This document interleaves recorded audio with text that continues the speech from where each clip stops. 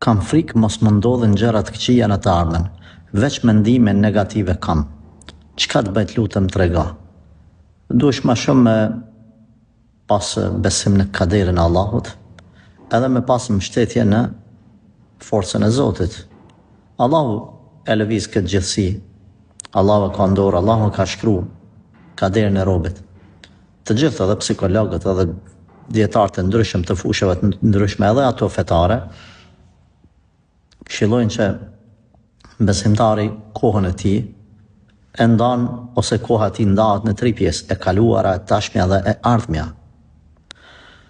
Të kaluarën thonë nuk duhesh ta të rish të angu gjithmonë se u krye ajo, përveç merr mësim prej saj. Të tashmen jetoje siç është më së miri dhe të ardhmen planifikoje mirë, po mos u tut prej saj.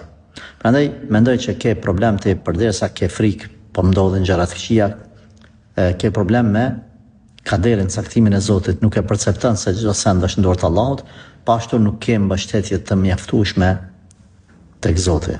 Kjo është gabim. Leja çështën tënde Allahut në dorë. Merri sebepet, shkaqet. Ec rrugës marr, rrugës drejt, ka mbara e mira, edhe në dorë të Zotit leqë gjërat.